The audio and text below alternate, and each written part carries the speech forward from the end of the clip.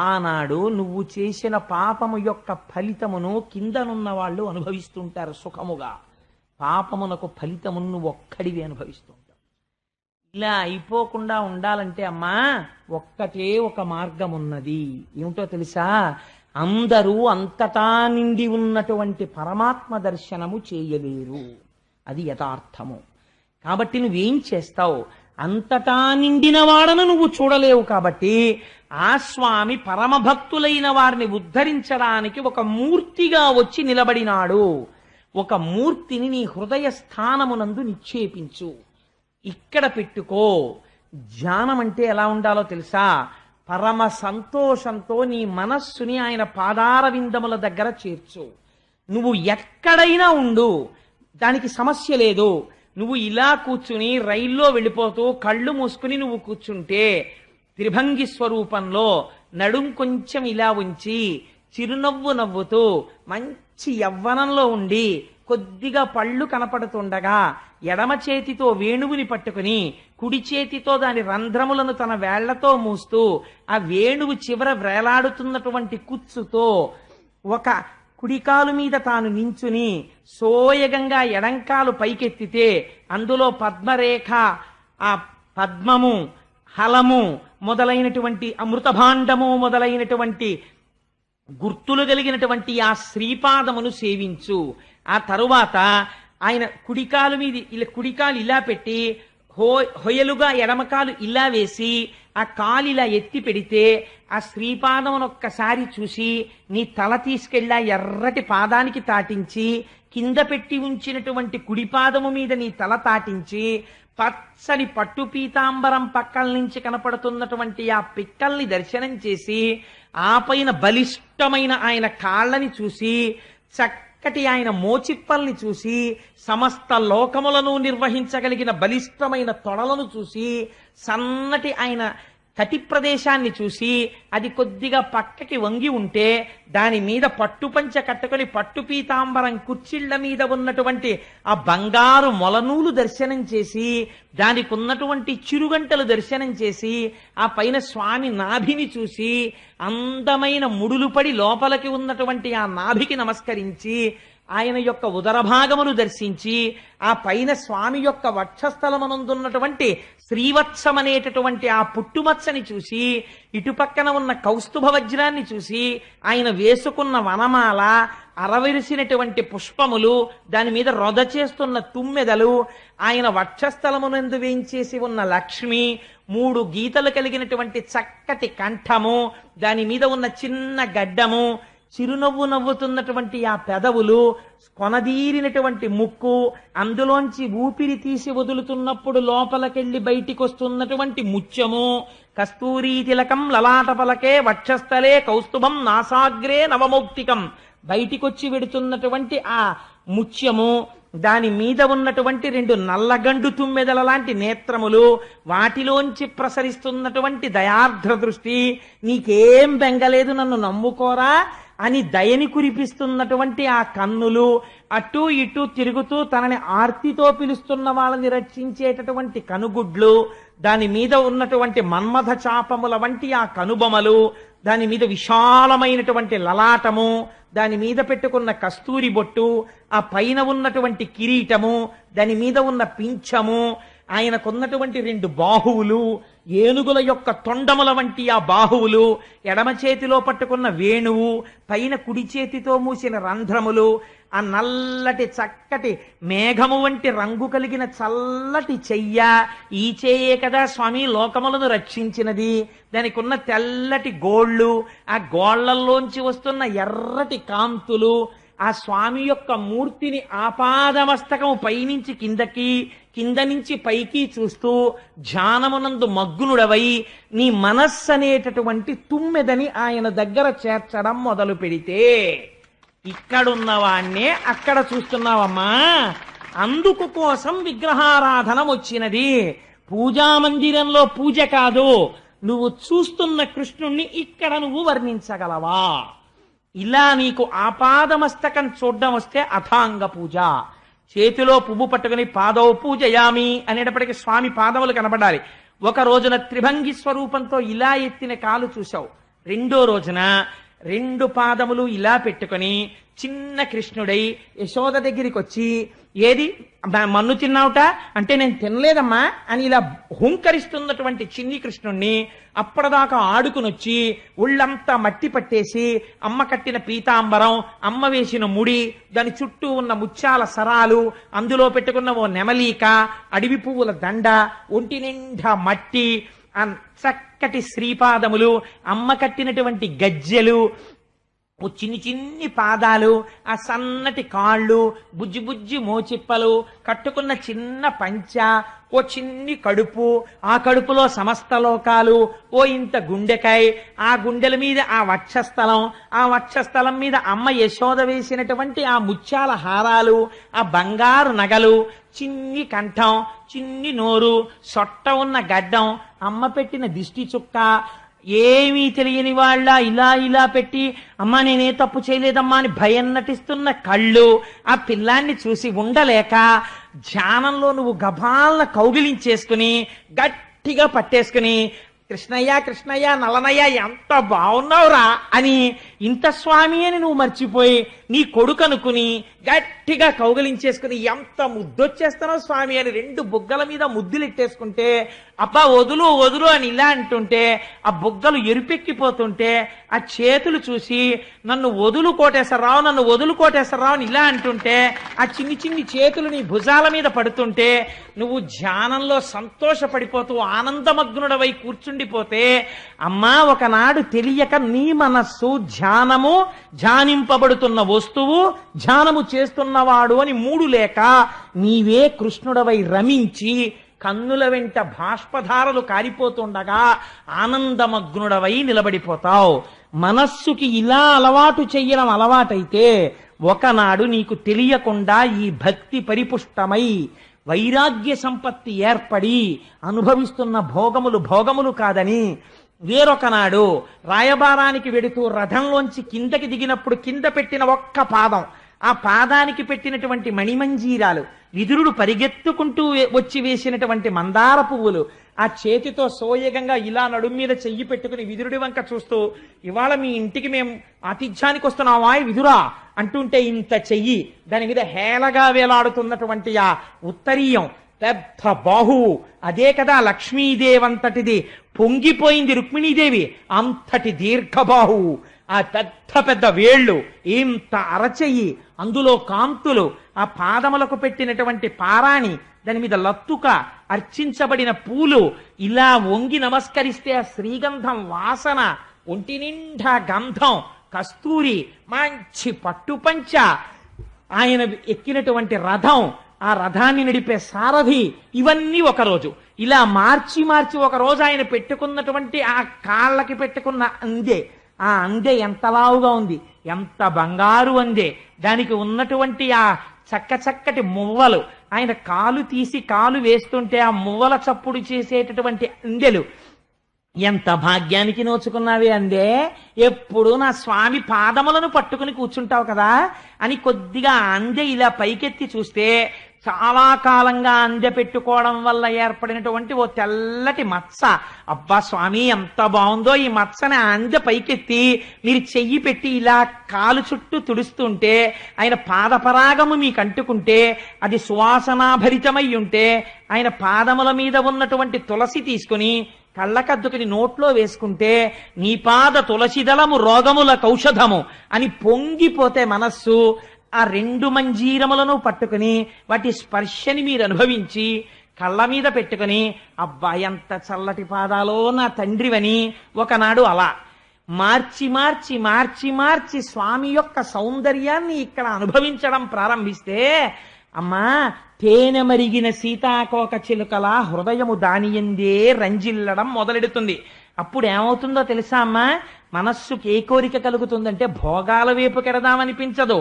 దేని మీద కోరిక కలుగుతుందంటే, అమలిన భక్తి కొందరు మహాత్ములు మచ్చరణారవింద యుగ్మము హృదయంబునన్ నిలిపి కౌతుకులై ఇతరేతరానులాపముల మదీయ దివ్యతను పౌరుషముల్ కొనియాడుచుండి మోక్షము మదికోరనుల్ల నిశంబు మదర్పిత సర్వకర్ములై. అమ్మా కొంతమంది మహాభక్తులు ఉన్నారు, వాళ్ళకి ఏం పిచ్చో తెలుసా, వాళ్ళు మోక్షం అడగరు, వాళ్ళు ఏ కోరిక కోరరు, ఎప్పుడు మార్చి మార్చి మార్చి మార్చి నన్ను బట్టి పట్టేసి పైనుంచి కిందకి కింద నుంచి పైకి అదే పనిగా చూస్తుంటారు. ఆ చూడ్డంలో మాకిది చాలు తండ్రి అంటుంటారు. వాళ్ళు నీకేం కావాలి అంటే మోక్షం అక్కర్లేదంటారు, ఇలా నిన్ను చూస్తూ ఉండాలంటారు. అలాగే పొంగిపోతూ నా కథలు చెప్పుకొని, నా పౌరుషం చెప్పుకొని, నా గురించి చెప్పుకొని పొంగిపోయే మహితాత్ములైన వాళ్ళు ఈ భూమండలంలో ఉన్నారు. ప్రయత్నపూర్వకంగా నువ్వు వాళ్ళ స్నేహం చెయ్యి. చేస్తే వాడికి అన్యమైన మాట నోటి యందు ఉండదు. వాడు నోరి విప్పితే ఇవే మాట్లాడతాడు. అలా మాట్లాడుతుంటే వాడి మాటలు వినగా వినగా వినగా వినగా నీ ధ్యానము బాగా నిలబడుతుంది. నీ మనస్సు ఈశ్వరాలంబనమును కోరుకుంటుంది. సముద్రపు తట్టడుగు చూద్దామని బయలుదేరినటువంటి ఉప్పు బొమ్మ చిట్ట చివరికి సముద్రంలో కలిసిపోయినట్టు మెల్లమెల్లగా మెల్లమెల్లగా ఒక మూర్తిని పట్టుకున్నటువంటి నీకు ఈ లోకమంతటా కృష్ణుడే కనపడతాడు. ఎటు చూసినా కదిలిన ఆకులో కృష్ణుడు, విచ్చుకున్న పువ్వులో కృష్ణుడు, తులసి దళంలో కృష్ణుడు, ఎదురుగుండా కూర్చున్న వాళ్ళలో కృష్ణుడు, ఓ పిల్లాన్ని చూస్తే కృష్ణుడు, ఓ పిల్లని చూస్తే కృష్ణుడు, అంతటా కృష్ణుడిని చూడడం వచ్చేస్తే అదే భక్తి జ్ఞానముగా మారిపోయినది. ఇప్పుడు నీకు ఇంద్రియ భోగములు ఆగిపోయి లోకమంతటా కృష్ణమయం జగత్తు కింద కనపడుతోంది. ఈ జ్ఞానమును ఇచ్చేవాడు కూడా ఈశ్వరుడే. దీనికే భక్తి యోగం అని పేరమ్మా. అది పరిపుష్టమవడానికి లోపల ఉండి సాక్షిగా ఉన్నటువంటి పరమాత్మ దర్శనానికి ఈ భక్తి యోగాన్ని అవలంబించాలి. ఈ భక్తితో ప్రారంభమై భోగముల యొక్క విరక్తి అనబడేటటువంటి వైరాగ్య సంపద కలిసి జ్ఞానమై అంతటా కృష్ణ దర్శనము చేసే స్థితిని పొందిన నాడు వాడు మోక్షమును పొందుతున్నాడు. లేనినాడు ఏమైపోతున్నాడో తెలుసా అమ్మా? వాడు మళ్ళీ ఇక్కడ ఇంత కష్టపడి శరీరం వదిలి అన్ని యాతనలు పడి మళ్ళీ ఒక పురుషుడి యొక్క వీర్యమునందు ప్రవేశించి ఒక స్త్రీ రేతస్సుతో కలుస్తున్నాడు. కలిసి ఎంత చిత్రం అవుతుందంటే 5 రాత్రుల తర్వాత వాడు స్త్రీ యొక్క యోనియందు బుడగగా మారుతాడు. ఎంత బాధలు పడతాడో ఆలోచించు. ఒక బుడగవుతాడు, అందులో పడి పుల్లటి కంపులో పడుంటాడు. ఆ తర్వాత 10 రాత్రుల తర్వాత ఒక రేగుపండులాగా రేగుపండంత వాడవుతాడు. 1 నెల పూర్తయ్యేసరికి తల ఏర్పడుతుంది, కింద ఏమీ ఉండదు, వేలాడుతుంటుంది అంతే. ఇది డీకంపోజ్డ్ కార్ప్స్ అంటారే, కుళ్ళిపోయిన శవం ఎలా ఉంటుందో అలా ఉంటుంది. ఇంకా కళ్ళు ఉండవు, చెవులు ఉండవు. ఈ చెవులు ఏర్పడకుండా కన్నాలుంటాయి. ఒక్క తలకాయ మాత్రం ఏర్పడుతుంది, ఇంకా చర్మం ఏర్పడదు, ఒక్క కపాలం ఏర్పడుతుంది. పరమ భయంకరమైన రూపంతో అమ్మ కడుపులో కొట్టుకుంటూ ఉంటాడు. ఆ తర్వాత 2 నెలల తరువాత చేతులు కాళ్ళు ఎముకలు కింద వస్తాయి. ఎముకలతో చేతులు, ఎముకలతో కాళ్ళు మాత్రమే ఉంటాయి. ఎముకల చేతులు, ఎముకల కాళ్లతో, పైన తలకాయతో, పుర్రెతో అలా అమ్మ కడుపులో పడుంటాడు. ఆ తర్వాత 3వ నెల అయిపోయిన తర్వాత మెల్లిగా చర్మం వచ్చి దాని మీద వెంట్రుకలు పుట్టడం మొదలవుతాయి. ఆ తర్వాత గోళ్లు రావడం మొదలెడతాయి. చిట్ట చివర 4 నెలల తర్వాత చర్మము, రక్తము, మాంసము, కొవ్వు, అస్థి, శుక్ల, మేధ అనబడేటటువంటి 7 ధాతువులు ఏర్పడతాయి. 5వ నెల పూర్తయ్యేసరికి ఆకలి ప్రారంభం అవుతుంది. ఆకలి ప్రారంభమైతే అమ్మ శరీరంలోంచి ఒక నాభికి గొట్టం ఒకటి ఏర్పడుతుంది. అమ్మ తినకూడని పదార్థం తినేస్తుంది, ఈ లోపల మంటలు బయలుదేరుతాయి. అమ్మ తాగకూడనిది తాగుతుంది, లోపల పడిశం పట్టేస్తుంది. అమ్మ తినకూడనిది తింటుంది, లోపల దగ్గొస్తుంది. అమ్మ తిన్న పదార్థములో కొంత భాగము తనలోకెళ్ళి జీర్ణమై అక్కడే మలమూత్రములను విసర్జించేస్తాడు. అందులోంచి పురుగులు పుట్టేస్తాయి. పుట్టేసి చాలా కోమలమైన ఈ చర్మాన్ని కొరికేయడం మొదలెట్టేస్తాయి. తల కిందకుంటుంది, కాళ్ళు పైకుంటాయి. అమ్మ కడుపులో ఎడమ పక్కకి మాత్రమే కదులుతాడు, కుడి పక్కకి కదలడానికి ఉండదు. 4 నెలలు అలా పడుంటాడు. తిమ్మిరెక్కిపోతుంది, శరీరం పెరిగిపోతుంటుంది, ఇక కదలడానికి చోటు ఉండదు. అప్పుడు లోపల పడుకుని గాఢాంధకారం, కన్ను పొడుచుకుంటే కనపడదు. ఒక్కొక్కసారి ఎప్పుడు బయటికి పడిపోతానా అనిపిస్తుంది. నిద్రపోవడానికి ఉండదు. తల కిందకి, కాళ్ళు పైకి ఉండి ఎంతకాలం అలా పడుంటాడు. ఒక పక్క తల కిందకి ఉన్న కారణం చేత ముక్కు కిందకుంది, జీవుడు అనుప్రవేశం చేసేశాడు. పరమ దుర్గంధభూయిష్టమైనటువంటి వాసన పీలుస్తూనే ఉంటాడు. అలాగా అలా పడి ఉండి ఉంటే ఈశ్వరుడు పూర్వజన్మ స్మృతినిస్తాడు. నీకు ఇలా మహోపకారం చేసి ఎన్నో జన్మలిచ్చాను, ఏమి చేశావు చెప్పని అడుగుతాడు. అప్పుడు అంటాడు, ఒకటే మాట చెప్తాడు ఇలా నమస్కరించి, ఈశ్వరా ఎన్ని జన్మలిచ్చినా ఈ ఇంద్రియములతో భోగమే అనుభవించాను. ఎప్పుడూ సంసారము నిజమనుకున్నాను. పశుప్రాయమైన సుఖానికి జీవితాన్ని గడిపేశాను. బిడ్డల్ని కన్నాను, అయిపోయింది టైము. శరీరం వదిలిపెట్టేశాను, దేహము కాలిపోయింది. మళ్ళీ చేరాను, మళ్ళీ అమ్మ కడుపులోకి వెళ్ళాను. పునరపి జననం పునరపి మరణం పునరపి జనని జఠరే శయనం ఇహ సంసారే బహుదుస్తారే కృపయా పారే పాహి మురారే అని అడుగుతాడు. అప్పుడు అయ్యా ఈ ఒక్కసారికి కృప చెయ్యి, బయటికి తోసేసేయి. అనుగ్రహించావా, బయటికి వెళ్ళి నీ పాదార వింద సంసేవనం చేసుకుని తరించిపోతాను, తోసేయవయ్యా అంటాడు. అంటే అప్పుడు ప్రసూతివాయు రూపంలో స్వామి కాళ్ళని బయటికి తోయడం మొదలెడతాడు. మీరు చూడండి, కాళ్ళని పట్టుకు బయటికి తోసేస్తుంటే, నేను భాగవతం చెప్తున్నాను కాబట్టి చెప్తున్నాను, పరమ ఇరుకైనటువంటి అమ్మ యోని గుండా బయటికి త్రోయబడినప్పుడు మొట్టమొదట తల బయటికి వచ్చేస్తుంది. వచ్చేసి శరీరం లోపల ఉండిపోతుంది. క్రమక్రమంగా గొంగళి పురుగు కదిలినట్టు తోయబడుతుంటే, ఇంత వెలుతురులోకి తానొస్తే తన వారన్న వారెవరో తెలియకపోతే బయటికొచ్చి మంచం మీదో పరుపు మీదో పడిపోతే ఆ దోమలో ఈగలో నల్లులో కరిచేస్తుంటే, తనకి ఏం చెయ్యాలో తెలియక ఏడుస్తుంటే, నోట్లోకి తెచ్చి అమ్మ స్తన్యం పెట్టి పాలు పట్టేస్తుంటే, ఊపిరాడక గుటకలు వేసేస్తుంటే, ఊపిరాగిపోయినంత బాధ కలిగితే, ఒక పక్క నుంచి మాయ వచ్చి మళ్ళీ పట్టి పూర్వజన్మ స్మృతి పోతే, చెవిలోకి చీమలు దూరి కరిచేస్తుంటే, ఆకలేసి ఏడుస్తున్నాడనుకునే అమ్మ పాలు పట్టేస్తుంటే, ఒక పక్క అరికాల్లో దోమ కుట్టి గోక్కోవడం చేతకాక చెయ్యిని అక్కడ దాకా పంపడం చేతకాక ఏడుస్తుంటే, ఇలా స్వామి ఎన్ని సంవత్సరములయ్యాయో అశక్తుడనై ఏడ్చాను. అయిపోయింది, ఏదో పెరిగాను, పెద్దవాణ్ణి అయ్యాను, ఇంతపాటి యవ్వనం వచ్చింది, ఒంట్లో ఓపికండి ఈశ్వర కైంకర్యం చెయ్యగలిగిన సమయం అంటూ ఏదైనా ఉంటే అదొక్కటే. మళ్ళీ వృద్ధాప్యం వచ్చేసిందా, వచ్చేస్తుంది కాలగతిలో, నిర్దాక్షిణ్యంగా వస్తుంది. వెళ్ళలేను, కూర్చోలేను, వినలేను, చూడలేను, ప్రార్థన చెయ్యలేను, ఒక నామము చెప్పలేను, అలా పడుంటాను. ఈ పాటి యవ్వనం వచ్చేటప్పటికా ఓపికండగా ఎన్ని తుంటరి మాటలో. నారీస్తన భర నాభీదేశం దృష్ట్వా మాగా మోహావేశం ఏతత్మాంసవసాది వికారం మనసి విచింతియ వారం వారం. కేవలం ప్రకృతి వేరొక చోట 2 చోట్ల మారింది. స్త్రీ శరీరమునందు పైన 2 చోట్ల పైకి ఉబికింది, అధోభాగమునందు లోపలికి వెళ్ళింది. ఈ పాటి వికారానికి వెర్రివాడవై తిరిగి నీ యవ్వనమంతా నాశనం చేసుకున్నావు. మళ్ళీ ప్రారంభం. లేదా ఉన్న ఓపికంతా సంపాదనకి తిరిగావు. సంపాదించకూడదని అనలేదు ధర్మశాస్త్రం, కానీ వెర్రి సంపాదనకి తిరిగావు. మళ్ళీ మొదలు. ఎక్కడ పుడతావో అమ్మా. జీవులు ఇలా తిరుగుతున్నారు. ప్రయత్నపూర్వకంగా భక్తి యోగమును అనుష్ఠానము చెయ్యాలి. చేత కాకపోతే కనీసము శ్రవణము చెయ్యడం మొదలు పెట్టాలి. వెళ్ళి అసలు నా జీవితమేమి, నేను ఎక్కడ నుంచి వచ్చాను, నా బ్రతుకేమి అన్నది తెలుసుకోవాలి. తెలుసుకోకపోతే ఎప్పటికీ మోహమునందు పడిపోయి ఉంటాడమ్మా. ఎవడు భాగవతులతో కూడి తిరుగుతున్నాడో, ఎవడు ధ్యానము లోపల చెయ్యగలుగుతున్నాడో, ఎవడు ఈశ్వరుడి యందు ఉత్సాహమును పెంచుకుంటున్నాడో, వాడు పునరావృత్తి రహిత శాశ్వత శివ సాయుధ్యమును పొందుతున్నాడు అని చెబితేట దేవహూతి దేవేంద్రాదులకు లేని భోగములు ఇంట్లో ఉన్నాయి. అది విచిత్రం. అన్ని భోగములను తిరస్కరించి ఒంటికి బట్ట నిలువుగా కట్టుకున్నానా అడ్డంగా కట్టుకున్నానా అన్నది మరిచిపోయినది అన్నారు.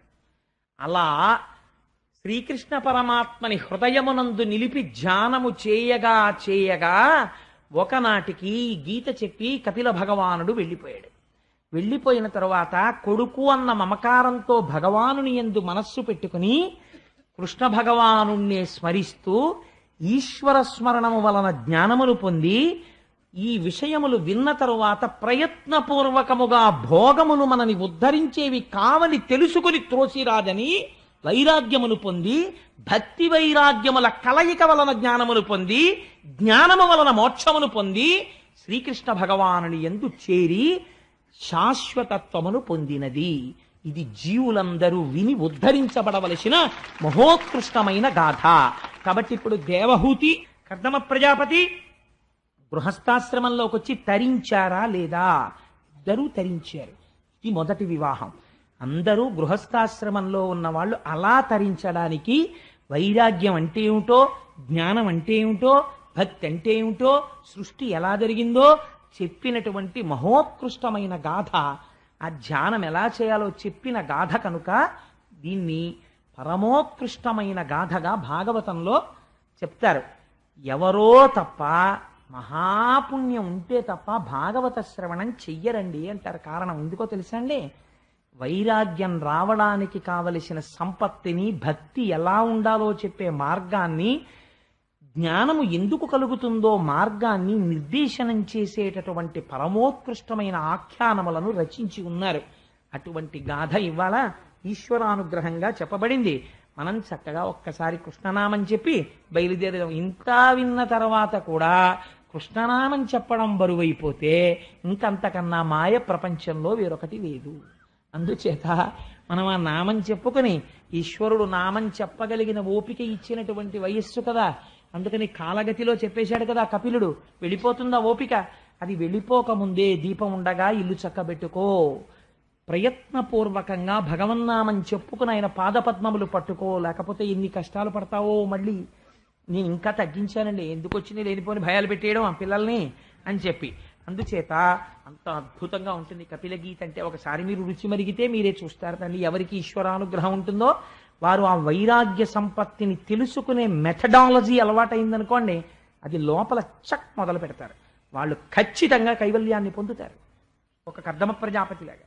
సరే, అందుచేత వసుదేవసుతం దేవం సుదేవసుతం దేవం కంసచాణూరమర్దనం కంసచాణూరమర్దనం దేవకీ పరమానందం దేవకీ పరమానందం కృష్ణం వందే జగద్గురుం కృష్ణం వందే జగద్గురుం అతసీ పుష్పసంకాశం అతసీ పుష్పసంకాశం హారనూపురశోభితం. హారనూపురశోభితం. కంఠాలన్నీ కొంచెం గంభీరంగా, ఏదో కొంచెం భారంగా నిలబడుతున్నాయి ఇవాళ. రత్నకంకణకేయూరం, రత్నకంకణకేయూరం. ఇప్పుడు మారింది. కృష్ణం వందే జగద్గురుం. కృష్ణం వందే జగద్గురుం. మనకి భయం ఏమిటంటే, ఇక్కడ స్వామి ఉండగా ఆయన పాదములు మనం పట్టుకుని ఉండగా ఆయన బాధ్యత, మన బాధ్యత ఏం లేదు. మనది మర్కట కిషోర న్యాయం, కోతిపిల్ల మంది మార్జాల కిషోర న్యాయం. పిల్లి పిల్లని పట్టుకెళ్ళాలి. అయ్యా ఈశ్వర, నాకేం చేత కాదు, శరణాగతి చేస్తున్నాను, నువ్వు నన్ను పట్టుకో అని ఇప్పుడు తెలుసుకున్నాను.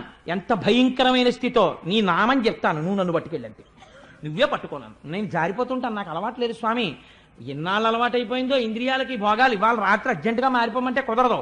విన్నాను కాబట్టి నువ్వు పట్టుకో, ఇంక నుంచి నీ నామని చెప్తున్నాను అంతే. నీ పూచి పట్టుకు తీరుతాడు. ఎవడి కోసం? ఆయన వాగ్దానం చేశాడు పట్టుకుంటానని. అందుకని ధైర్యంగా సంతోషంగా చెప్పండి, ఎందుకంత భారంగా చెప్తారు?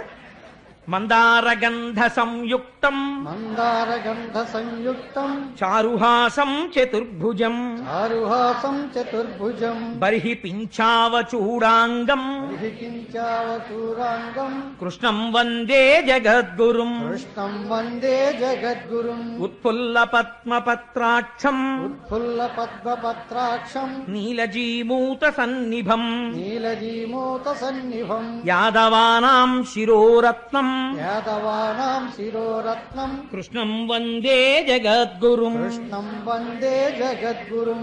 రుక్మిణీ కేళీ సంయుక్తం రుక్మిణీ కేళీ సంయుక్తం పీతాంబర సుశోభితం పీతాంబర సుశోభితం అవాప్త తులసీ గంధం అవాప్త తులసీ గంధం కృష్ణం వందే జగద్గురుం. కృష్ణం వందే జగద్గురుం. గోపికానాం కుచద్వంద్వం గోపికానాం కుచద్వంద్వం కుంకుమాంకితమక్షసం కుంకుమాంకిత రక్షసం శ్రీనికేతం మహేశ్వాసం శ్రీనికేతం మహేశ్వాసం కృష్ణం వందే జగద్గురుం. కృష్ణం వందే జగద్గురుం. శ్రీవత్సాకం మహోరస్కం శ్రీవత్సాకం అహోరత్తం వనమాలా విరాజితం వనమాలా విరాజితం శంఖచక్రధరం దేవం శంఖచక్రధరం దేవం కృష్ణం వందే జగద్గురుం కృష్ణం వందే జగద్గురుం కృష్ణాష్టకమిదం పుణ్యం కృష్ణాష్టకమిదం పుణ్యం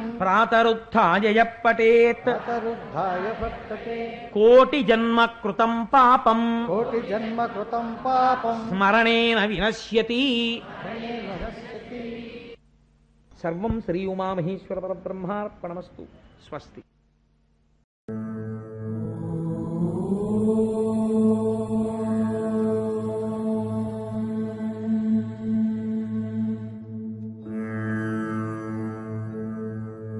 జయతు జయతు దేవో దేవకీనందనోయం జయతు జయతు కృష్ణో వృష్ణివంశప్రదీపః జయతు జయతు మేఘశ్యామలః కోమలాంగో జయతు జయతు పృథ్వీ భరనాశో ముకుందః. హరి ఓం. పరమేశ్వర స్వరూపైన సభకి నమస్కారం. ఈనాడు మా జీవితాన్ని ఉద్ధరించగలిగినటువంటి ఒక మహోత్కృష్టమైనటువంటి ఆఖ్యానాన్ని వ్యాస భగవానుడు మనకి అమృతఫలంగా అందించిన దానిని పోతనామాచ్యుల వారు ఆంధ్రీకరించిన దాన్ని అందించేటటువంటి ప్రయత్నం చేస్తాను. ఎందుకు ఇవాళ ఈ ఆఖ్యానాన్ని తీసుకోవలసి వచ్చింది అంటే, నిన్నటి రోజు నేను ప్రవచనాన్ని పూర్తి చేసే సమయంలో మీతో ఒక మాట చెప్పి ఉన్నాను. కేవలము ప్రవృత్తి మార్గంలో ప్రయాణిస్తూ ఈ ఇంద్రియములతో సుఖములను అనుభవిస్తూ ఆ భోగముల చేత తాదాత్మ్యత చెంది సంసారమునందు మగ్గునుడైనటువంటి వ్యక్తి కాలమనేటటువంటి నిరంతర ప్రవాహమునందు చిట్ట చివరి రోజున శరీరము పడిపోయే రోజన్నది ఎవ్వరికైనా వచ్చి తీరవలసినదే. ఆ రోజు తర్వాత అన్నది ఒకటి ఉన్నది. ఆ ఉత్తర క్షణం శరీరం పడిపోగానే అతను పడేటటువంటి యాతన ఎంత భయంకరంగా ఉంటుందో, పునర్జన్మ ఎంత భయంకరంగా ఉంటుందో మీకు నిన్నటి రోజున నేను విజ్ఞాపన చేసి ఉన్నాను. అయితే సహజంగా మీ మనస్సులో ఒక ప్రశ్న తల ఎత్తి ఉండి ఉండాలి. ఏమంటే ధ్యానము దానికి సమాధానము అని నిన్న మీరు ధ్యానయోగం గురించి 4 మాటలు చెప్పారు. కానీ అందరూ చెయ్యగలరా? మీకు సాధారణంగా ఏంటంటే పాప నివృత్తిని చేయగలిగినవి అన్నవి శాస్త్రంలో రెండింటిని ప్రతిపాదన చేస్తారు. జ్ఞానమును పొందడము అంటే కేవలము పుస్తకాల్లో చదువుకునో ఎక్కడో వినో దాని వలన జ్ఞానము కలిగిపోయినది అనుకుంటే అది ఒక అయోమయ స్థితి. జ్ఞానమునందు స్థిరీకరింపబడాలి. మీకు మామూలుగా బయట ఇచ్చేటటువంటి BA, BCom, MCom, MSc డిగ్రీలు అయితే ఒక ప్రత్యేకమైన సిలబస్ చదువుకుని ఆ సిలబస్లో వాళ్ళు ఇచ్చిన ప్రశ్నాపత్రానికి మీరు జవాబు రాస్తే వాళ్ళు డిగ్రీ కన్ఫర్ చేస్తారు. ఆధ్యాత్మ విద్యలో జ్ఞానమును పొందడం అంటే అలా ఉండదు. అది జ్ఞానము అంటే బాగా జ్ఞాపకం పెట్టుకోండి, వేదమే. ఎందుచేత అంటే వేదము అంటే విద్ అన్న ధాతువులోంచి వచ్చింది. విద్ అంటే తెలుసుకొనుట. దేనిని తెలుసుకొనుట? ఏది తెలుసుకున్న తర్వాత వేరొకటి తెలుసుకోవలసిన అవసరము లేదో దానిని తెలుసుకొనుట. అది తెలుసుకొనుట అంటే బుద్ధి చేత తెలుసుకుంటే సరిపోతుందా? సరిపోదు. మీరు ఏది తెలుసుకున్నారో దాని యందు మీరు నిలబడగలగాలి. దాని యందు మీరు నిలబడగలగడానికి ఒక పెద్ద సమస్య ఒకటి ఉంటుంది. మీ ప్రయత్నము చేత మీరు నిలబడలేరు. మరి ఎవరి ప్రయత్నము కావాలి? ఈశ్వరానుగ్రహం కావాలి. కాబట్టి ఇప్పుడు జ్ఞానము నిలబడడానికి ఏం కావాలి? భక్తే కావాలి. కాబట్టి భక్తికి ఉన్నటువంటి ప్రత్యేకమైన లక్షణము, మీరు ప్రపంచంతో ఏ సంబంధం పెట్టుకోండి, ఆ సంబంధం మిమ్మల్ని వంచి తీరుతుంది, ప్రమాదాన్ని తీసుకొచ్చి తీరుతుంది. భక్తి అంటే అది కూడా ఒక ప్రేమే కదండి. అది మీరు ఈశ్వరుడి పట్ల పెట్టుకోండి, అది మిమ్మల్ని ఉద్ధరించి తీరుతుంది. కాబట్టి భక్తితో ప్రారంభమైనటువంటి జ్ఞానాన్వేషణము చక్కటి ఫలితాన్ని ఇస్తుంది తప్ప భక్తి లేకుండా, అసలు ఈశ్వరుని యొక్క సేవయందు మమేకము లేకుండా, మమకారము లేకుండా జ్ఞానాన్వేషణము చెయ్యడము, మేమేదో తెలుసుకుంటున్నాం అనుకోవడం ఒక అయోమయ స్థితి అయిపోతుంది. ఇది భక్తి అనబడేటటువంటిది ఎంత గొప్ప ఫలితాలను ఇస్తుంది, దాని యొక్క పరిణామము ఎంత గొప్పగా ఉంటుంది అనేది మనం ఇంతకాలము ప్రవృత్తి మార్గములో తెలిసో తెలియకో సంసారమునందు మగ్నులమై ఉంటాం కూడా. ఉత్తర క్షణంలో రేపటి రోజున పూర్ణ వైరాగ్యం వచ్చేసి మనందరం మహాజ్ఞానులం అయిపోతామని ఎక్కడా ఏమీ సిద్ధాంతం లేదు. కానీ మరి అలా ఉన్న వాళ్ళని రక్షించగలిగిన తేలికైన తరుణోపాయము ఏదైనా ఉన్నదా? మరి ఇది చెప్పకపోతే భాగవతంలో వ్యాసుడు మనకి ఏమందించినట్లు? అందరూ ఒకే స్థాయిలో ఉండరు కదండి. ఏమంటే మీరు భక్తి మొదలెట్టండి, భక్తి చేత మిమ్మల్ని మీరు పరిశీలన చేసుకోండి, అప్పుడు వైరాగ్యం వస్తుంది, భక్తి వైరాగ్యం కలిసి జ్ఞానం వస్తుంది, జ్ఞానం వచ్చిన తర్వాత అసలు మీ స్వస్వరూపము మీకు భాషిస్తుంది, మీ స్వస్వరూపమునందు మీరు నిలబడితే మీకు మోక్షం వస్తుంది అన్నాను అనుకోండి. అది నేను చెప్పినంత తేలిక కాదు. అసలు భక్తిలోనే కుదురుకోదు మనస్సు, ఇంకా జ్ఞానం దాకా ఎక్కడెడతారు? ఈలోగా ఆయుర్దాయమా తెలియదు, ఎంతకాలము ఎవరు ఉంటున్నారనేది తెలియదు, ఎంతకాలము ఎవడు దాని మీద నిలబడగలడన్నది తెలియదు. మరి ఎలా తరుణోపాయం? ఒకటి చెప్పగలగాలి. అందుకే మన మతానికి ఒక విచిత్రమైన పేరుంది, సార్వభౌమిక మతము అని. సార్వభౌమిక మతము అంటే ఇది అన్నిటికన్నా చక్రవర్తిత్వమును పొందినటువంటి మతము అన్న అర్థంలో కాదు, సర్వభూమికల యందున్న వారిని ఉద్ధరించగలిగిన మతము. మీరు ఒక విషయం జ్ఞాపకం పెట్టుకోండి, సంస్కార బలము చేత అందరూ జ్ఞానమును పొందలేరు. అందరూ జ్ఞానాన్ని పొందుతారనుకుంటే అది పొరపాటు. ఉపాధి ఎందున్న దోషము చేత అసలు కొందరు జ్ఞానం వైపుకు అడుగే పెట్టరు. సాలెపురుగు పెట్టగలదా నాకు చెప్పండి జ్ఞానం వైపు? పాము పెట్టగలదా? లేకపోతే ఒక ఏనుగు పెట్టగలదా? మరి ఏ వేదంబు పఠించలూత భుజగం వేశాస్త్రముల్ సూచే తానే విద్యాభ్యాసమునర్చె కరి చించే మంత్రమూహించే బోధావిర్భావ నిదానముల్ చదువులయ్యా కాదు మీ పాద సంసేవాసక్తియ కాక జంతుతతికిన్ శ్రీకాళహస్తీశ్వర. కాబట్టి మనలా అడుగున ఉండిపోయినటువంటి భూమికలో ఉన్న వారిని ఉద్ధరించవలసినటువంటి అవసరం పెద్దల మీద ఉంది. అది వ్యాసుడు చేపట్టాడు. ఎందుచేత అంటే ఆయన మహానుభావుడు. వ్యాసుడంటే సాక్షాత్తు నారాయణుడైన. అలా కాదు, కొంతమంది భక్తిలో నిలబడగలరు, వారిని ఉద్ధరిస్తారు. ఇంకొంతమంది ఉంటారు, వాళ్ళు భక్తి చేత వైరాగ్యమును పెంపొందించగలరు, వాళ్ళని ఆ స్థాయిలో ఉద్ధరిస్తారు. కాదు కొంతమంది జ్ఞానాన్ని పొందగలరు, గురువు దగ్గర కూర్చుని చక్కగా విని దాన్ని లోపల నిలబెట్టుకుని నిధిధ్యాసము చేసి దాన్ని ఆచరణలోకి తెచ్చుకుని పదే పదే పరిశీలన చేసి అందులో నిలబడగలిగిన స్థాయికి పెడతారు. వాళ్ళ అదృష్టవంతులు, ఈ జన్మలోనే వాళ్ళ ఆ స్థాయిని పొందగలరు. కానీ అందరూ ఉండలేరు కదా. ఉండలేని వాళ్ళకి ఏమైనా తరుణోపాయం ఉందా? చెప్పగలగాలి. చెప్పినది కేవలం ఒక మాట కింద, ఒక సిద్ధాంతము కింద వ్యాసుడు చెప్పాడు అనుకోండి. మనుష్య జీవితంలో మీరు ఎంత కాదన్నా ఒక సత్యము ఒకటి ఉంటుంది. ఏమిటది అంటే అనుమానించుట. ఇది నిజమేనా అండి, అలా జరుగుతుందా అని అడుగుతాం. ఇలా జరుగుతుందా అని అడిగితే ఒక చందమామ కథో ఒక బొమ్మరిల్లు కథో తీసుకొచ్చి మీకు చెప్పారనుకోండి, అది ప్రమాణం కాదు. వ్యాసుడు అలా మాట్లాడకూడదు. కాబట్టి ఆఖ్యానము అంటారు. అంటే ఒక కథని, కథ అంటే అది రచించిన కథ కాదు, యథార్థముగా జరిగినదై ఉండాలి. లేకపోతే నైరాశ్యం వచ్చినటువంటి వ్యాసుడు సరస్వతీ నదీ తీరంలో కూర్చుని నారదుడు చతుశ్లోకి భాగవతాన్ని ఇస్తే తాను దాన్ని రచించడంలో తనొక కృతకమైనటువంటి కథని తీసుకొచ్చి చెప్పాడు అనుకోండి, అది పురాణం ఎలా అవుతుంది? అది అవదు. అందుకని సర్గశ్చ ప్రతిసర్గశ్చ వంశో మన్వంతరాణిచ అని ఆ చెప్పేటప్పుడు వంశానుచరితం చేయవా పురాణం పంచలక్షణం, 5 లక్షణాలతోనూ అది ఉన్నప్పుడు కొన్ని యథార్థమైన విషయములే ప్రతిపాదన చెయ్యాలి. తప్పించి అందులో నేను ఒక ఉదాహరణ చూపించడానికి ఒక కథ లేనండి అంటే కుదరదు. అది యథార్థమే, అలా చెప్పగలగాలి. కాబట్టి ఇప్పుడు ఏమవుతుంది, మీకు సిద్ధాంతము బాగా మనసులో ప్రవేశించాలి. ప్రవేశించడానికి ఏది కావాలి? ఆలంబనంగా ఒక ఆఖ్యానము కావాలి. ఆ ఆఖ్యానము మీకు దొరికితే దాన్ని పట్టుకుని మీరు తొందరగా సత్యాన్ని పట్టుకుంటారు. కేవల సత్యాన్ని ప్రతిపాదన చేస్తే అందుకోగలిగిన వాడు ఎవరు?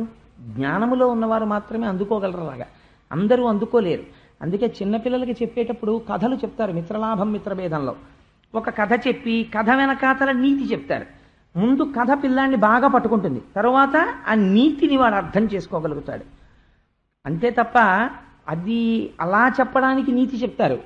అలాంటిది మరి ఒక మనిషి జీవితంలో సాధించవలసిన పురుషార్థముల గురించి వ్యాసుడు మాట్లాడేటప్పుడు ఎంత సత్యమైన విషయమును ప్రతిపాదన చేసి ఉండవలసి ఉంటుంది మీరు ఆలోచించండి.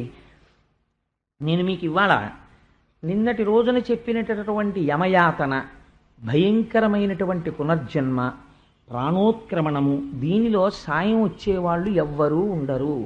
రెండిటిలో ఎవ్వరూ సాయం రారు. ఒకటి జననమును పొందుతున్నప్పుడు, రెండవది శరీరమును విడిచిపెడుతున్నప్పుడు. ఈ 2 సార్లు ఎవ్వరూ తోడురారు. మరి ఎంతసేపు తోడుంటారు? ఇందులో ఈశ్వరుడు ప్రకాశిస్తున్నంతసేపు, ఇది శివముగా ఉన్నంతసేపు అందరూ రకరకాల అనుబంధాలు ఒకే శరీరంతో పెట్టుకుని దాంతో తిరుగుతారు. ఆ శివము వెళ్ళిపోగానే ఇంకా దానితో అనుబంధము ఎవ్వరికీ ఉండదు. దాన్ని తీసుకుని వెళ్ళి అగ్నిహోత్రంలో సంస్కరించేస్తారు. కాబట్టి మరి ఎలా ఉద్ధరించుకోవడం అంటే దానికి ఒక ఎంత పవిత్రమైన ఆఖ్యానములు తీసుకొస్తున్నారో చూడండి. ఇది మీరందరూ విన్నదే, కానీ దీని పూర్వాపర విచారణమును చెయ్యడంలో భాగవతంలో వ్యాసుడు సాధించినటువంటి ఒక గొప్ప విజయం ఉంది. ఆయన విజయం అని నేను ఎందుకంటున్నానంటే దాన్ని అలా మనలో ప్రవేశపెట్టడానికి కావలసినటువంటి సత్తాని ఆయన ఆవిష్కరించారు. వారంటారు, ఒకానొక సమయంలో కన్యాకుబ్జము అనబడేటటువంటి ఒక నగరం ఉండేది. ఆ కన్యాకుబ్జం అనేటటువంటి నగరంలో ఒక శ్రోత్రియుడైనటువంటి బ్రాహ్మణుడు. ఆయన త్రికాల సంధ్యావందనం ఆచరించి వేదాంగములను తాను పఠించి 10 మందికి వేదాన్ని వివరణ చేస్తూ 10 మందికి పురాణ ప్రవచనం చేస్తూ దొరికిన దానితో అత్యంత సంతోషంతో జీవితాన్ని గడపగలిగినటువంటి సమర్థుడైన వాడు. యాదృచ్ఛికముగా ఆయనకి ఐశ్వర్యము చేకూరినది. ఆయన తనంత తాను కూడబెట్టుకోవాలని కూడబెట్టుకున్నవాడు కాడు. యాదృచ్ఛికముగా ఐశ్వర్యం అలా సంప్రాప్తం జరిగింది. ఆయన మనస్సు మాత్రం సర్వకాలముల యందు భగవంతుడి యందు రమించేటటువంటి స్థితి ఉన్నవాడు. అటువంటి మహాపురుషుడికి ఒక కుమారుడు జన్మించాడు. ఆ కుమారుడికి ఆయన ఒక పేరు పెట్టుకున్నాడు. ఈ పేరు పెట్టుకోగానే, ఈ పేరు చెప్పగానే మీరందరూ కనిపెట్టేస్తారు. ఆయన పేరు అజామీళుడు. ఇప్పుడు అజామీళోపాఖ్యానము అనగానే మీరందరూ మాకు తెలుసండి అంటారు. కానీ మీకు తెలియని విషయం ఒకటి చివర ప్రతిపాదన చేస్తాడు వ్యాసుడు. అది చాలా గమ్మత్తైనటువంటి ప్రతిపాదన చేస్తాడు. సరే, ఆయన పేరు అజామీళుడని పెట్టారు. పెడితే దాని గురించి పోతన గారు ఒక అందమైనటువంటి విషయాన్ని ప్రతిపాదన చేశారు. కావుననితడు సత్కర్మవశమున భూదేవ కులమున పుట్టినాడు. శాంతుడై దాంతుడై ధర్మసంశీలుడై వేదపఠనంబును సలిపినాడు. అనయము గురు అతిథి పెద్దల చేరి శుశ్రూష చేసినాడు. సర్వభూతములందు సమబుద్ధి కలిగి అనేక మంత్రసిద్ధుల బడసినాడు. అంతటితో ఆయన ఊరుకున్నటువంటి వాడు కాడు. సత్యభాషణ నియమంబు జరిపినాడు. నిత్య నైమిత్తికంబుల నెరపినాడు. దంభ లోభాది గుణముల దరిచినాడు. మంచి గుణములు తన యందు నింపినాడు. ఇది అజామీలుడు అంటే. మనం అజామీలుడు అన్న పేరు వినగానే ఆయనంతటి నీచమైన ప్రవర్తన ఉన్నవాడు లేడు అని అనుకుంటాం. కానీ వ్యాసుల వారు, పోతన గారు ఆయన గురించి ఎలా మాట్లాడారో చూడండి. ఆయన పుట్టి బ్రహ్మచర్యంలో ఉన్నప్పుడు తదనంతరం వివాహం చేశారు. ఒక ఉత్తమమైన సౌందర్యవంతమైన కన్యని తెచ్చి ఆయనకి వివాహం చేశారు. ఆయన శీలం ఎటువంటిది అంటే, కావుననితడు సత్కర్మవశమున భూదేవ కులమున పుట్టినాడు. పుట్టుకప్పుడు గతంలో చేసినటువంటి సత్కర్మల వలన మొత్తం అజామీళోపాఖ్యానికి ఈ సీసపద్యంలో ఉన్నటువంటి మొట్టమొదటి పాదమే ఆధారము. ఎప్పుడో చేసినటువంటి ఒక సత్కర్మ ఉన్నది. ఇప్పుడు ఆ కర్మ ఏమి చేయుచున్నది? సత్కర్మ అంటే చేసినటువంటి పని. మీరు ప్రయత్నపూర్వకంగా మనుష్య జన్మలో మంచి పనిని చెయ్యడానికి ప్రయత్నము చేయవలసినదే. కర్మ చేయడం అన్నది తనంత తాను జ్ఞానికి మాత్రమే ఆగుతుంది. మీరు జ్ఞానిని అనుకరించి ఆపకూడదు. మీరు సత్కర్మానుష్ఠానము చేయవలసిందే. ఇల్లు తుడుచుకుంటూ ఉండవలసిందే రోజును. సత్కర్మానుష్ఠానం అంటే లోపల శుభ్రం చేసుకుని ఈశ్వరుణ్ణి కూర్చోపెట్టుకోవడానికి కావలసిన యోగ్యతా సిద్ధిని పొందడం. కాబట్టి కావుననతడు సత్కర్మవశమున భూదేవ కులమున పుట్టినాడు. కాబట్టి ఏమిటి ఇచ్చారు ఆయనకి అనుగ్రహం? ఒక బ్రాహ్మణ కులమునందు పుట్టాడు. ఏమిటండి బ్రాహ్మణ కులంలో పుడితే గొప్ప అని మీరు నన్ను అడగచ్చు. తండ్రికి ఒక కర్తవ్యం ఉంటుంది. బ్రాహ్మణ కులంలో పుడితే ఉపనయనం చెయ్యాలి తండ్రి. తనకి ఉన్నది కాబట్టి యజ్ఞోపవీతం. తన కుమారుడు కూడా సంధ్యావందనం చేసుకుని గాయత్రి చేసుకునేటటువంటి అదృష్టాన్ని కుమారుడికి ఇవ్వాలి. ఆ గాయత్రి చేసుకుంటే అతని పేరు చివర శర్మ అని చెప్పుకుంటాడు. శర్మదా ఇని అని అమ్మవారికి పేరు. అందుకని ఆయన త్రికాల సంధ్యావందనమో కనీసం పొద్దున్న పూట్ల సంధ్యావందనం అన్నా చేస్తాడు. చేసి గాయత్రీ మంత్రాన్ని చెయ్యడం వల్ల ఆయనకి రక్షణ కలుగుతుంది. ద్విజత్వమును పొందుతాడు. అంటే ఒకసారి పుట్టి మరణించి మళ్ళీ పుట్టినట్లు లెక్క. అంటే సంధ్యావందనం చేసి యజ్ఞోపవీతనం ఉండి గాయత్రీ మంత్రం చేసేటటువంటి వాడు అంటే అతను జ్ఞానమును పొందినటువంటి వాడు. కాబట్టి ఇప్పుడు ఎటువంటి స్థితిని పొందాడు? జ్ఞానమును పొందడానికి అర్హమైన జన్మను పొందినాడు. కాబట్టి కావుననితడు సత్కర్మవశమున భూదేవ కులమున పుట్టినాడు. పుట్టి మీకు మనకి భాగవతంలోనే కొన్ని పాత్రలు కనపడతాయి. తండ్రి ఉపనయనం చేసిన వాళ్ళు గాయత్రీ మంత్రం కూడా నేర్చుకోకుండా అసలు సంధ్యావందనం చేయకుండా మహాజ్ఞానులైపోయారు. అలా అయిపోయిన వాళ్ళ చరిత్ర ఉంటే రేపు చూపిస్తాను. జ్ఞానం అంటే ఎన్ని భూమికలలో వస్తుందో చూపిస్తాడు వ్యాసుడు. వ్యాసుడు అంటే సామాన్యుడు ఏమిటండి? రేపు చూద్దురు కానీ వృషభదేవుడి యొక్క చరిత్ర విందురు కానీ భరతుడి గురించి విందురు కానీ ఎంత ఆశ్చర్యంగా ఉంటాయో ఒకదాంతో ఒకటి. సరే, అందుచేత పుట్టినటువంటి వాడు ఏం చేశాడు? తన కర్తవ్యం తాను నిర్వహించాడు, తాను అందులో నిలబడ్డాడు. కాబట్టి శాంతుడై దాంతుడై ధర్మ సంశీలుడై సకల వేదంబులు చదివినాడు. శాంతుడై, బ్రాహ్మణుడికి ఉండవలసినటువంటి మొట్టమొదటి లక్షణం శాంతముతో ఉండాలి. ఎందుకంటే బ్రాహ్మణుడే అశాంతితో ఉన్నాడు అనుకోండి, ఇంకా లోకానికి ఏం బోధ చేస్తాడు? అందుకని అర్ధచంద్రుని తేట నవఘళించుల లాట పట్టి తీర్చిన గంగ మట్టితోడ చెక్కుటద్దముల ఎందు జిగివెల్లువలు చిందు రమణీయమణి కుండలములతోడ పసిడి వ్రాత జలంగు మిసిమిదోప జలంగు అరుణాంశకోత్తరీ ఎంబుతోడ సరిలేని రాకట్టు జలువాముల కట్టు బెడగారు నీర్కావి పింజతోడ ధవళ ధవళములకు జనిదములతోట కాశికాముద్రయుడిన ఉంగరంబుతోడ శాంతరసముప్పు బ్రహ్మతేజంబుతోడ ప్రవరుడయ్య వియచ్చర ప్రవరుడపుడు అంటాడు మనుచరిత్రలో అలసాని పెద్దనగారు. అందుచేత శాంతరసముప్పు బ్రహ్మతేజంబుతోడ. బ్రహ్మతేజం అంటే ఏమిటో తెలుసా అండి? పరమశాంతంతో ఉంటాడు. ఆయన చిరునవ్వు నవ్వుతూ ఆయన మాట్లాడుతుంటే ఆయన దగ్గరికి వెళ్ళి వినాలనిపిస్తుంది. అసలు ముందు తనకే శాంతం లేదనుకోండి, అమ్మో ఆయన చాలా వ్యగ్రంగా ఉంటారండి అన్నారు అనుకోండి, ఇంకా ఆయన దగ్గర శిష్యరికం ఎవడు చేస్తాడు? ఆయన దగ్గర ఎవడు నేర్చుకుంటాడు? కాబట్టి శాంతుడై పొందవలసినటువంటి ఒక గొప్ప లక్షణాన్ని పొందాడు. శాంతుడై దాంతుడై. దాంతుడై అన్న మాట శమము దమములోది. దమము అంటే ఆయన మనసుని గెలిచినాడు. మనసుని గెలిస్తే దేన్ని గెలిచినట్టు? మనస్సు ఇంద్రియాల మీద ఆధారపడుతుంది కాబట్టి మనస్సుని ఇంద్రియాల్ని గెలిచాడు. ఇక్కడే మీరు ఒక పాయింట్ పట్టుకోవాలి. ఇప్పుడు ఒక రాజు ఒక రాజ్యాన్ని గెలిచాడు అనుకోండి, ఆయన మరణించేంత వరకు ఆ రాజ్యం ఆయనదై ఉంటుందని నమ్మకమే ఉండదు. ఈయనకన్నా బలవంతమైన రాజు వచ్చి ఈయన్ని చంపేసి ఆ రాజ్యం ఆయన కొల్లగొట్టచ్చు. అలాగే ఇంద్రియాలన్నవి ఎలా ఉంటాయో తెలుసా అండి? మనస్సును ఈ క్షణంలో గెలిచినవాడు ఇంకో 10 నిమిషాల తర్వాత భ్రంశమై కింద పడిపోవచ్చు. ఇంద్రియములను మనస్సును ఆయన గెలిచాడు అని ఎప్పుడు చెప్పగలరు? ఆయన మోక్షాన్ని పొందితే చెప్పాలంతే. కాబట్టి ఏ క్షణంలోనైనా కాటు వేసేస్తాయి అవి. అవి నిరంతరము కాచుకుని ఉంటాయి. ఇప్పటికీ ఆయన ఎలా ఉన్నాడు అంటే, మంచి యవ్వనాన్ని పొందడానికి ముందు భార్యని చేపట్టేసరికి శాంతుడై దాంతుడై ధర్మ సంశీలుడై. శీలం అంటే స్వభావము. స్వభావము దేనిని బట్టి వచ్చినది? ధర్మ సంశీలుడై నిరంతరము తాను చేయవలసిన కర్తవ్యమును గూర్చి తాను ఆలోచించగలిగిన వాడు. ఇంతకన్నా గొప్పతనం ఏమిటి మనిషికి? అందుకని తన ధర్మమును తాను నెరవేర్చినవాడు. ధర్మ సంశీలుడై సకల వేదంబులు చదివినాడు. 4 వేదాలు కూడా తండ్రి గారి దగ్గర నేర్చుకున్నాడు. ఉపనిషత్తులన్నీ నేర్చుకున్నాడు. పురాణాలు నేర్చుకున్నాడు. బ్రహ్మజ్ఞానం అంటే ఏమిటో తెలుసుకున్నాడు. జ్ఞాని అయ్యాడని మీరు అనడానికి వీల్లేదు. అన్నీ చదువుకున్నాడు. మీరు జ్ఞాని అని సర్టిఫికెట్ ఇచ్చేయడం కుదురుతుందా? ఇప్పుడు కుదరదు. ఎంత అందంగా మాట్లాడుతున్నారో చూడండి పోతన గారు. పోనీ సేవ వరకు వస్తే తను నేర్చుకున్నాను కదా, అన్నీ తనకి తెలుసు కదా అని చెప్పి ఊరుకునేవాడు కాదు. అనుష్ఠాన పర్యంతములకు తీసుకొచ్చాడు దాన్ని. అనయము గురువుల అతిథుల పెద్దల చేరి శుశ్రూషలు చేయువాడు. ప్రయత్నపూర్వకంగా గురువుగారి ఇంటికి వెళ్ళి, కాసేపు గురువుగారు ఇవాళ నేను మీ పాద సంవాహనం చేసి వెళ్ళిపోతానని గురువుగారి పాదాలు పట్టి వెళ్ళిపోయేవాడు. పెద్దల ఇళ్లకెళ్ళి, అయ్యా నేను మీకేమైనా సేవ చెయ్యగలనా అని అడిగి సేవించేవాడు. ఇంటికి అతిథి వస్తే సాక్షాత్ నారాయణుడు నా ఇంటికి అతిథి స్వరూపంగా వచ్చాడని అతిథిని పూజించేవాడు. అంటే బ్రహ్మదర్శనము పూర్తిగా జరగడం కోసమని చేయవలసినటువంటి సేవాతత్పరత యందు మగ్గునుడై ఉన్నాడు.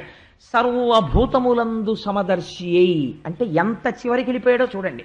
అంటే ఒక జ్ఞానమును పొందినటువంటి మహాజ్ఞాని స్థాయిని అజామీనుడు చేరుకుంటున్నాడు. మీరు విన్న అజామీనుడు కాడీన పోతన గారు చెప్తున్న, వ్యాసుడు చెప్తున్న అజామీనుడు ఆజామీనుడు కారు. తేరిగ్గా 4 వాక్యాల్లో తీశవతల పారేసి పాడైపోయిన వాడని చెప్పలేదు వ్యాసుల వారు. సర్వభూతములందు సమదర్శి అయి పిశాచమును చూసినా బ్రహ్మమంటాడు. అందుకే ఉత్తిష్టంతు భూత పిశాచాః ఏతే భూమిభారకాః ఏతేషాం అవిరోధేన బ్రహ్మకర్మ సమారభే. భూత పిశాచములతో కూడా ఎలా మాట్లాడతాడంటే, కాస్త అక్షతల వాసన చూసి వెనక్కేసుకుని అయ్యా మీకు మాకు ఏం విరోధం లేదండి, అవిరోధేనా, ఎందుకండి దెబ్బలాట మీకు మాకు, మీరేదో రాత్రులు తిరిగారు, తెల్లవారింది, మేము బ్రహ్మకర్మానుష్ఠానం చేసుకుంటాం, మీరు దయచేసి ఇక్కడి నుంచి వెళ్ళిపోండి, మీకు ఈ మంత్రాలు సరిపడవు, మీరు వెళ్ళరండి అని ఎంత మర్యాదగా మాట్లాడాడో చూడండి. భూతప్రేత పిశాచములతో అలా మాట్లాడగలిగినటువంటి వాడు శాంతరసమప్పు బ్రహ్మతేజంబుతోడ. అందుకని ఆయన ఎటువంటి వాడు, సర్వభూతములందు సమదర్శి అయి అన్ని ప్రాణుల యందు నారాయణుణ్ణే దర్శనం చేస్తున్నాడు. దర్శనము చేస్తున్నాడు కానీ దర్శనము సిద్ధిని పొందింది. అంతటా బ్రహ్మమును చూసి తాను బ్రహ్మమైనాడు అన్నమాట ఇంకా వ్యాసుడు అనలేదు. కాబట్టి ఇప్పుడు ఎక్కడున్నాడు? క్వాలిఫికేషన్ వచ్చింది, రిటన్ టెస్ట్ రాశాడు, ప్రిలిమ్స్ పాస్ అయ్యాడు, మెయిన్ పాస్ అయ్యాడు, గ్రూప్ డిస్కషన్ పాస్ అయ్యాడు, ఇంటర్వ్యూకి నెంబర్ 1 అయ్యాడు, ఇంటర్వ్యూ డోర్ తీసుకుని లోపలికి వెళ్ళాడు, ఇంటర్వ్యూయర్ ఎదురుగుండా కుర్చీలో కూర్చునున్నాడు. ఆయన ఒక్క 2 ప్రశ్నలు వేస్తారు, చెప్పేస్తే బ్రహ్మవిత్ బ్రహ్మైవ భవతి, ఇప్పుడు బ్రహ్మమై కూర్చుంటాడు. ఇప్పుడు అజామీలుడి స్థాయిని మీరు నిర్ణయం చేయండి, ఎక్కడున్నాడు, ఎన్ని మెట్లు ఎక్కాడో చూడండి. ఇది పోతన గారు చెప్పడం అంటే, ఇది వ్యాసుడు చెప్పడం అంటే. అంత తేలిగ్గా మాట్లాడరు, కథని ఆశ్రయించి ఎంత తత్వాన్ని పెట్టారో చూడండి. ఎన్ని మెట్లు ఎక్కాడు? పుట్టుక దగ్గర నుంచి బ్రహ్మజ్ఞానమును పొందే స్థాయికి ఎదుగుతున్నాడు. ఇప్పుడు సర్వభూతములందు సమదర్శి అయి అన్నిటి యందు చూస్తూ సకల అనేక మంత్రసిద్ధుల బడసినాడు. ఎన్నో మంత్రముల యొక్క సిద్ధిని తాను పొందాడు. కేవలం మంత్రము రక్షణ కోసం జపించడం కాదు. మనకి ఆ కావ్యకంఠ గణపతి ముని అని ఒక మహానుభావుడు ఉండేవాడు. ఆయన నైరుతి లింగం దగ్గర కూర్చుని అరుణాచలంలో తపస్సు చేస్తూ ఉండేవారు. ఆయన తపస్సు చేస్తూ మంత్రాలు చదివితే దేవతలందరూ కూడా ఆయన దర్శనానికి వచ్చి ఎదురుగుండా ఆయనకి దర్శనం ఇచ్చేవారు. అందుకే నైరుతి లింగం నుంచి బయటకు వచ్చిన తర్వాత కాసేపు కూర్చుని అక్కడ కావ్యకంఠ గణపతి ముని గురించి చెప్పుకుని బయలుదేరాలి తప్పకుండా. మొన్న మనం గిరి ప్రదక్షిణం చేసినప్పుడు మాతో వచ్చిన వాళ్ళందరికీ అక్కడ కావ్యకంఠ గణపతి ముని గురించి చెప్పుకుని బయలుదేరాం. కాబట్టి ఒక్కొక్క మహాపురుషుడు అటువంటి సిద్ధిని పొందుతాడు. ఆ మంత్రసిద్ధులు బడసినాడు. శరీరము మంత్రపూతమైంది, అంతగా దేవతానుగ్రహమును పొందాడు. పొంది ఇటువంటి స్థితిలో ఉండి సత్యభాషణ నియమంబు నెరపినాడు. ఒకరు చెప్పలేదు నువ్వు సత్యమే మాట్లాడు అని చెప్పలేదు, తను పెట్టుకున్నాడు నియమం. నేను నోరు విప్పితే సత్యమే మాట్లాడుతాను, ఇది నెరపినాడు. అతను అబద్ధం ఇంతకు ముందు చెప్పాడనడానికి ఆధారం లేదు. వ్యాసుడు హీనంగా సర్టిఫికెట్లు ఇచ్చేవాడేం కాడు. ఆయన చాలా పరిశీలన చేస్తే కానీ సర్టిఫికెట్ ఇవ్వడు. వ్యాసుడు చెప్పిన మాటను యథాతథంగా ఆంధ్రీకరిస్తారు పోతన గారు. పోతన గారంటే పలికిడిది భాగవతమట పలికించు విభుండు రామభద్రుండట. ఇప్పుడు మీకు ఈ మాట ఎవరు చెప్తున్నారు? రామచంద్రమూర్తి చెప్తున్నారు. ఎవరి గురించి చెప్తున్నారు? అజామీలుడు గురించి. ఏమని? సత్య భాషణ నియమంబు నెరపినాడు.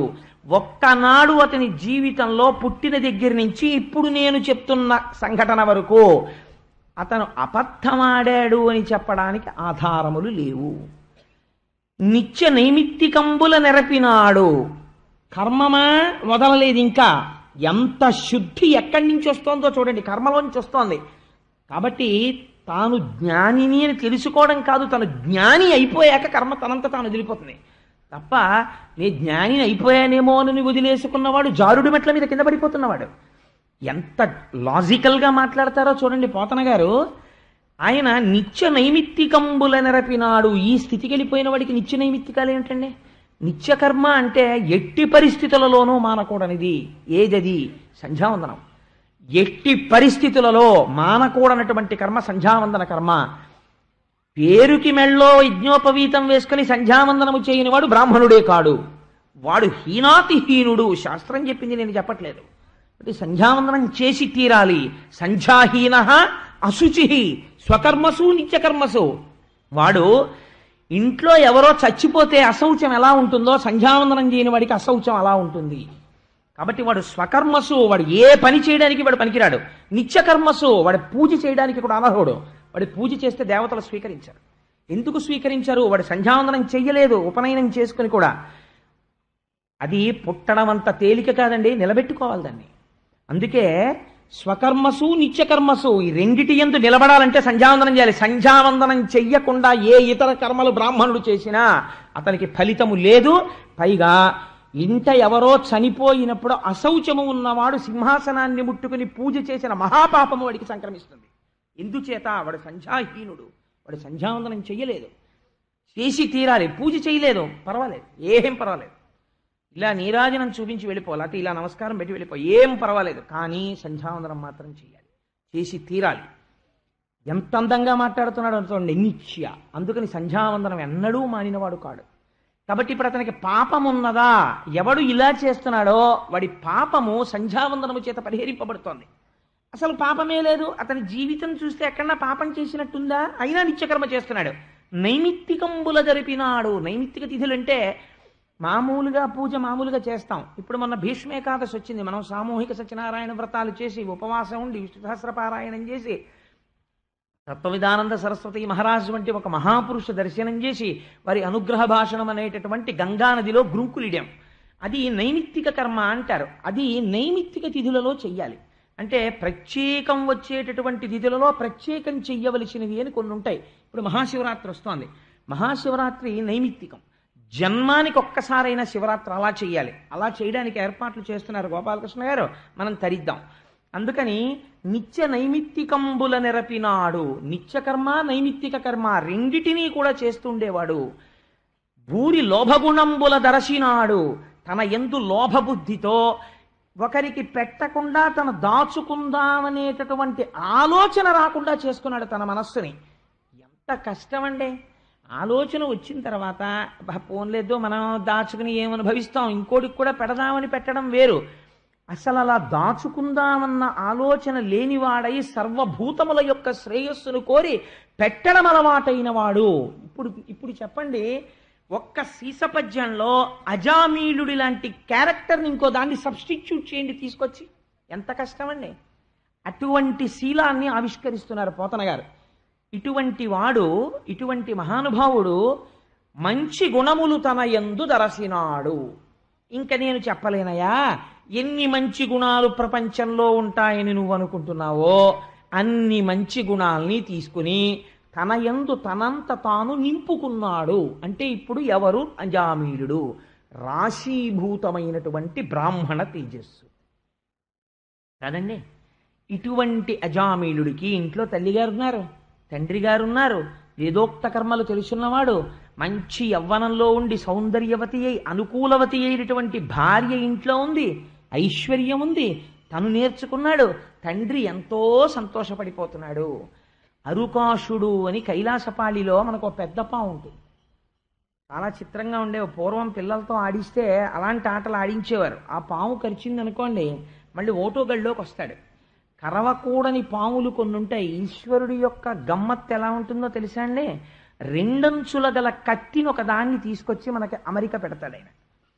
ఇది ఒక ఆశ్చర్యకరమైన విషయం. జీవితంలో మీరు కొద్దిగా పరిశీలన చేయండి. అందుకే ఏదో పెద్ద భగవంతుడి గురించి ఎంత స్తోత్రం చేస్తారో అజామీలుడి యవ్వనం గురించి వ్యాసుల వారన్ని పద్యాలు రాశారు. అవన్నీ సభాముఖంగా చెప్పడం బాగుండదు కాబట్టి నేను చెప్పట్లేదు.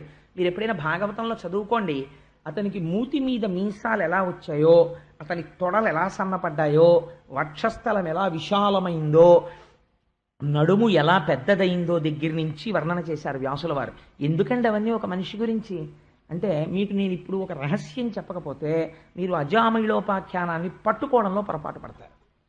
మీరు ఒకటి ఆలోచించండి. మనిషి చిన్నతనంలో పుడతాడు. పుట్టగానే నిన్నటి రోజున చెప్పాను, శిశువు యొక్క అవస్థ ఎలా ఉంటుందంటే అక్కడే మల విసర్జన చేస్తాడు, అక్కడే మూత్ర విసర్జన చేస్తాడు, చెవులోకి చీమ దూరిపోతాడు, అమ్మా నాకు చెవులో చీమ దూరిందని చెప్పుకోలేడు, దురద వేసిన చోట గోక్కోలేడు.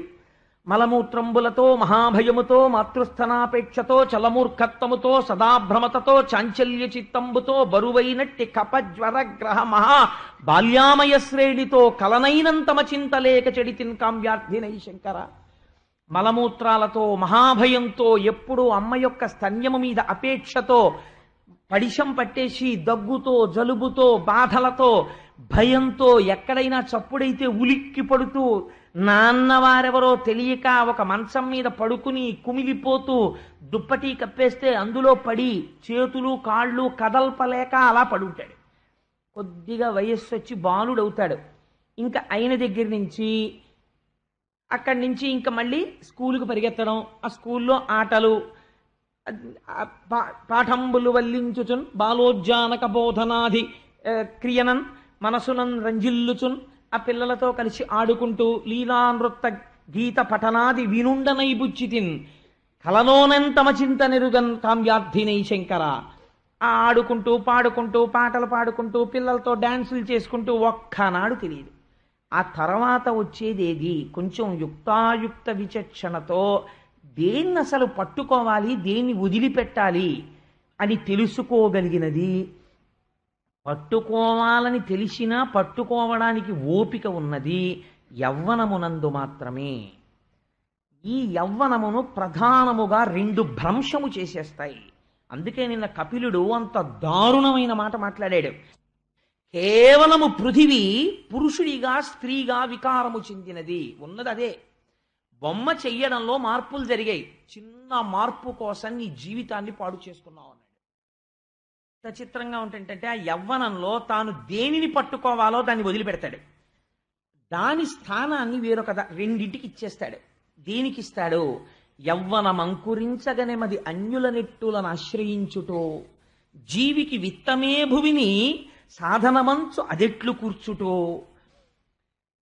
మహేంద్రులంచు పరిపాలకులం నుతియించుటెట్టులో ఎట్టుల ఏది దారి అని ఎంచుచు బుచ్చితి నయ్యశంకర. ఒకటి అర్థార్జన. ఒంట్లో ఓపికండగా డబ్బు సంపాదించాలని కనపడ్డ ప్రతివాణ్ణి నిష్కారణంగా అయ్యా మీ అంత వారెక్కడున్నారండి, మీ అంత వారెక్కడున్నారండి అంటాడు. మీరు ఒకటి జ్ఞాపకం పెట్టుకోండి, సులభా పురుషారాజన్ సతతం ప్రియవాదిన. మారీచుడు అరణ్యకాండలో చెప్తాడు, సాధారణంగా అధికారుల దగ్గర చేరేటటువంటి వారు నిరంతరము వారిని పొగిడేవారై ఉంటారు. వీరెటువంటి వారు గోతిని తీసి గడ్డి కప్పిన వారు. ఎందుకని మారీచుడు చెప్పేశాడు, సులభా పురుషారాజన్ సతతం ప్రియవాదిన, పొగిడి గోతిలో తోస్తారు. అప్రియస్యతు పథ్యస్య వక్త్రా శ్రోతా చ దుర్లభ. నిజంగా మేలుకోరేవాడు మనస్సుకి అప్రియంగా అనిపించిన యథార్థం ఒక్కటే తీసుకొచ్చి మాట్లాడతాడు. అలా మాట్లాడేవాడు నీకు దొరకమన్నా దొరకడు, దొరికినా వినేవాడు దొరకడు. అలా దొరికితే వాడి జీవితం మారిపోయినట్టే, తప్పు సవరింపబడుతుంది అని వాల్మీకి మహర్షి ప్రతిపాదన చేస్తారు.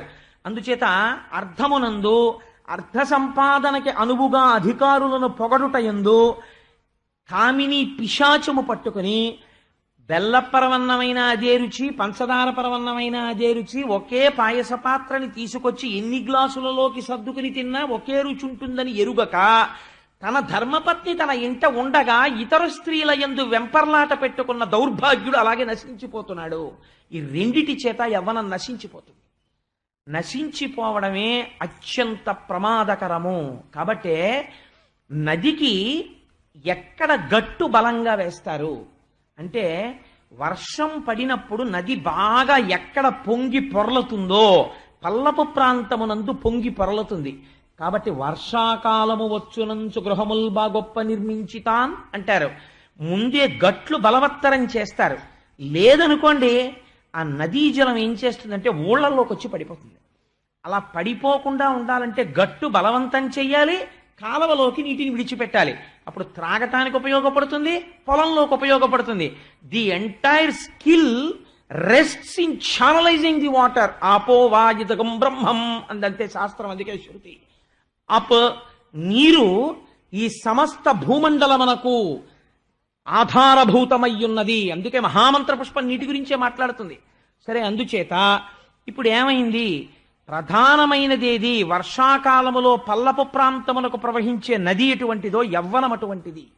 తల్లిదండ్రులు కాని, గురువులు కాని, సమాజము కాని యువతని మంచి మార్గము వైపు తిప్పే ప్రయత్నము నిరంతరము చెయ్యకపోతే ప్రమాదము సమాజమునకు అటువైపు నుంచే వచ్చేస్తుంది. కాబట్టి ఏమైంది? యవ్వనం అంకురించింది. యవ్వనం అంకురిస్తే ప్రమాదం ఎక్కడండి అని మీరు నన్ను అడగచ్చు. ముకుందమాలలో కులశేఖర ఆళ్వార్లు చెప్తారు, ఈశ్వరుడు మనకొక్కరికే ఒక గొప్ప బహుమానం ఇచ్చాడు చేతిలో. ఏమిటో తెలుసా అండి? 5 జ్ఞానేంద్రియాలని పెట్టాడు.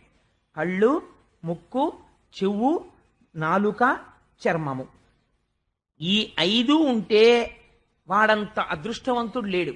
ఎందుకు 5 ఇంద్రియాలు కోరుకుంటారంటే వీటితో భోగములను అనుభవించవచ్చు, ఈశ్వరుణ్ణి చేరుకోవచ్చు 5 ఇంద్రియాలతోటి. మార్చి మార్చి మీరు కైంకర్యం చెయ్యొచ్చు ఈ 5 ఇంద్రియాలతో. కానీ ఈ ఒక్కొక్క ఇంద్రియం బాగా పనిచేస్తే ఒక్కొక్క జాతి నశించిపోతుంది. తెలుసా అండి? కన్ను తప్పుగా భ్రమని కల్పించింది అనుకోండి, దీపపు పురుగు నశించిపోతుంది. దీపపు పురుగు దీపాన్ని చూసి తినే వస్తువు అనుకుని దీపం మీదకి ఎడుతుంది, రెక్కలు కాలి కింద పడిపోయి మరణిస్తుంది. అన్ని దీపపు పురుగులు పడిపోతుంటాయి, కానీ దాని దృష్టికి దీపము ఆకర్షించిన దానిలా ప్రవర్తిస్తుంది. ముదుసలి ఇంటి దీపమని ముద్దుడు మూర్ఖుడు కాడు అంటాడు రామరాయల వారు. మా ఇంటి దీపం కదా అని ముసలాయన దీపాన్ని ముద్దెట్టుకుంటే మూతి కాలిపోయినట్టు యవ్వనంలో ఉన్న పిల్లవాణ్ణి పొగిడి పాడి చెయ్యకూడదురా అంటాడు. అందుకని కన్ను బాగా పనిచేస్తే దీపపు పురుగు నశించిపోయింది. చెవి బాగా పనిచేస్తే చెవికి ఏది ప్రీతి? పాట అంటే చెవికి ప్రీతి. లేడికి ఒక పెద్ద దురలవాటు ఉంటుంది. వేటగాడు 2-3 రోజులు వల పన్నుతాడు. ఒకవేళ జింక అటుగా రాకపోతే తాను చెట్టు మీద కూర్చుని పిచ్చి పాటోటి పాడతాడు. అంటే ఆ పాటకేం అర్థం ఉండదు, ఏదో ఒక పాట పాడతాడు. పాడితే ఆ పాట వింటుంది ఎక్కడో గడ్డి తింటున్న లేడి. దానికి అదొక ఇంద్రియమునందు లౌల్యము అంటారు. ఆ పాట ఎటు వినపడుతోందో ఇలా ఇలా చెవి తిప్పి చూస్తుంది. చూసి పరిగెత్తుకుంటూ ఆ పాట కోసం వస్తుంది. వచ్చి వలలో పడిపోతుంది. పడిపోగానే దాన్ని చంపేస్తాడు. అందుకని చెవి వలన లేడి మరణిస్తోంది. 3 స్పర్శేంద్రియము, చర్మమునకు కండూతి ఉంటుందంటే గోక్కునే